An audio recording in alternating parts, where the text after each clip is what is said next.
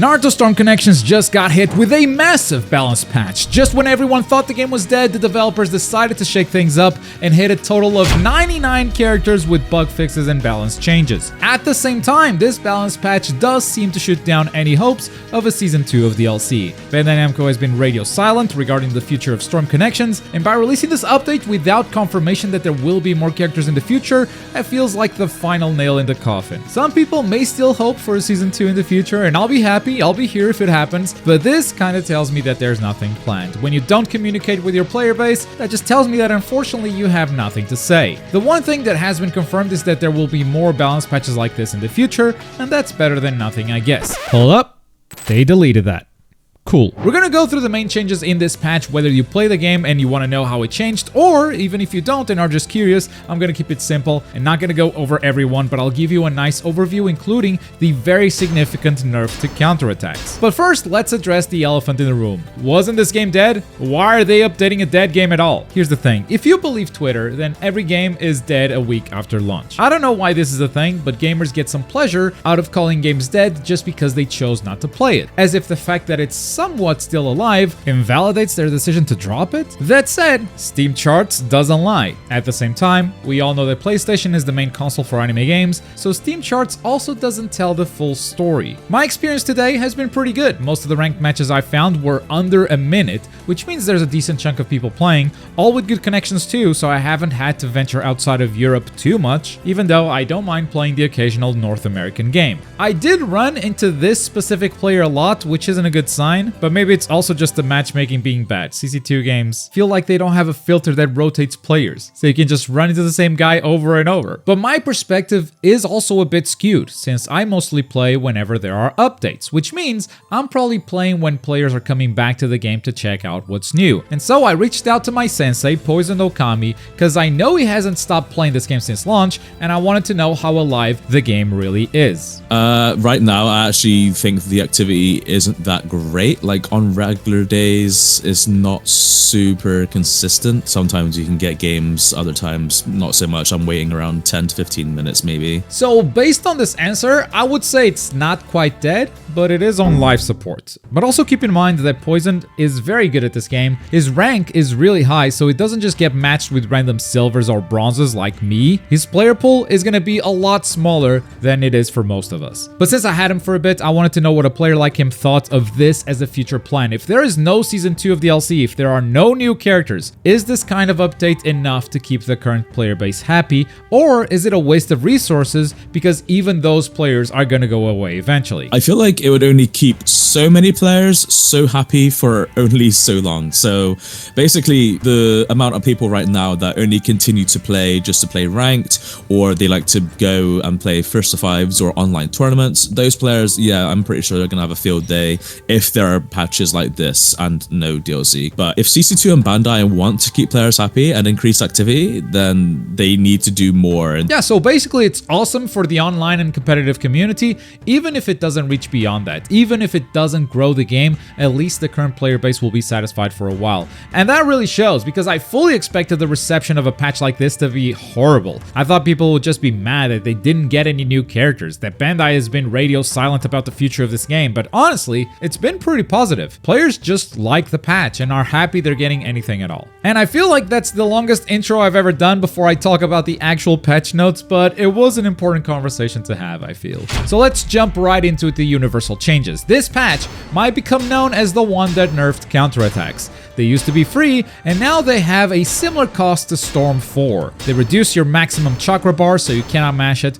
or your chakra will be gone. In addition to this, 2 pills got touched. The speed pill got a cooldown nerf. It now takes much longer to become available after you use it. It was the best pill in the game, so the developers once again showing that they are aware of what players are using. And then the defense pill got a buff to its effects, so if you pop it, you're gonna take even less damage than before. Here's an ultimate before and after the patch, so you can have an idea of how big of a buff it got. And those are the universal changes. Let's get into some character specific stuff. Now, a big thing they hit was a lot of the meta supports, and they hit them all in the same way, by increasing their cooldown. Here's a list of all the characters characters who now have a bigger cooldown on their assists specifically. Some of them, like Karin and Hidan, got nerfed on both of their jutsu as assists, so both have a longer cooldown now. Others, like Kakashi or Asuma, they only got hit on the one jutsu that was a problem. Do keep in mind that these assists are still busted. People see a little nerf and they freak out. No, they still behave exactly the same, but the cooldown is a bit bigger, so you can't spam it as much. That's it. All the puppeteers got hit with the same overall nerf. That's the Kankuros, Lady Chiyo, and Sasori. They all take more damage now as their defense has decreased. Their throw deals less damage, but they did buff their down combo. Only the last hit though, so I don't think it's something you will see very often. Puppet meta is one that players usually hate unless they are the puppet players themselves, so it's a change that I think most people are going to be happy with. Maybe it is enough to stop that meta, or maybe this is just a scratch. And from this point on, we have very specific character changes, and I don't think it's worth going over most of them. That said, if you're looking for an extensive list, I highly recommend Poison Okami's video. I'll leave a link to his channel down below. But I did try out a few that looked fun to me, and funny enough, the best looking patch notes were 2 Kabutos and 2 Sasukes in my opinion. But keep in mind, most of the changes in this patch are not this significant. Let's start with Sage Mode Kabuto. His first jutsu now applies a slow debuff on the opponent, but they can also rebound off of it now, so it's definitely a combo ender and puts you back to neutral immediately. The second jutsu though is the reason why I tried him out, because this now applies a poison effect and they've allowed you to do follow-up attacks after it. So Kabuto's got insane poison combos. He deals a ton of damage with this. On top of that, his air combo has reduced knockback, which is great for him. It means he lands closer to the opponent and can pick up the combo again with the snakes. You guys know I'm a sucker for combos. I love having options. I love the sauce on Sage Mode Kabuto now. When I see patch notes like this, I have to try out the character, and I had a lot of fun doing so. The other Kabuto I checked was Cloaked Kabuto, who has 2 changes that synergize great with each other. Ninjutsu 2 now picks opponents off of the ground and causes this stagger effect that lets you combo for free. And his throw cannot be rebound, so players are always going to fall if they get grabbed, which means you can loop these 2 for as long as you have chakra. You can go for combo or reset, it's up to you, but that was enough for me to check him out. Is the poison meta coming back somehow? Because this poison damage seems pretty damn high. Anyway, then we have the Sasukes. Let's start with the original Shippuden Sasuke, also known as Kirin Sasuke. His fireball now costs less chakra, that's always neat, but the big change is to the air combo, which now ends in a crumple. And you can just do anything from here. You can keep mashing to start the combo again, you can throw a fully charged Chidori if you want,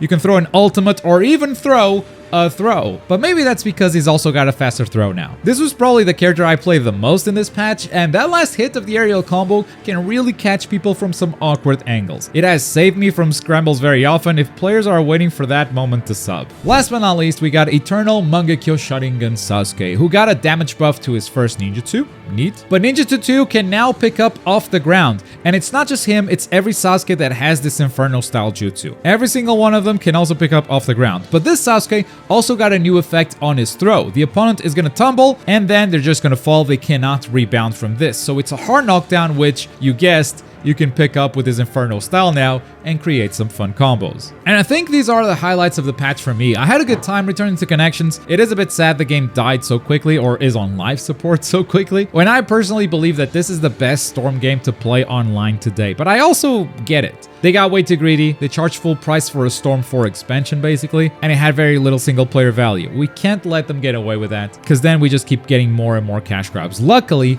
people are getting smarter about cash grabs like this. So on one hand, it is sad because this game is everything I wanted it to be online, but if you look at the bigger picture, this game should never have come out the way it did. But that's gonna do it for today. For more Storm Connections, check out what was possibly the last DLC for this game ever.